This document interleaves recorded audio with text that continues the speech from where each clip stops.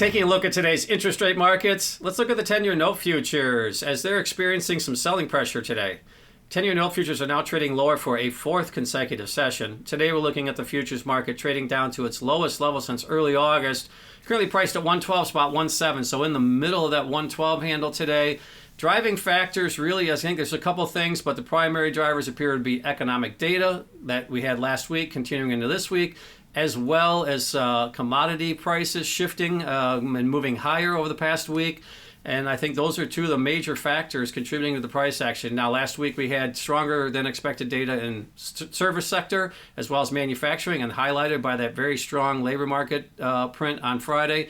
Now, this week we'll have Fed minutes on Wednesday. We have CPI and PPI later in the week, so those things will be influencing the Treasury markets this week. Couple that with commodity prices shifting higher, and particularly in the energy space moving up to the highest level in 2 months. And I think those dynamics are shifting what the market had priced in as far as the Fed moving forward. And we're going to hear from the Fed throughout the week as well. Yields, 10-year yield up 5 basis points today to 403 basis points. And when you look at the yield curve as a whole, it's higher and flatter pretty much across the board. So the short end of the curve selling off a little bit more once again today. We're looking at that 2-year yield right around 400 basis points. Again, the 10-year yield taking back the 400 basis point level.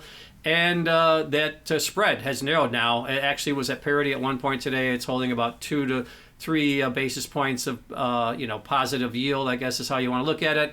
But a lot of that it came out of inversion a few weeks ago. Then the spread went out to almost 20 basis points, I think, at one point, and now we're seeing it come back in as the market's now interpreting some of this data and some of the potential impact in the Fed moving forward, and shifting those interest rate expectations with the 2-year yield moving up to the highest level in over 2 months.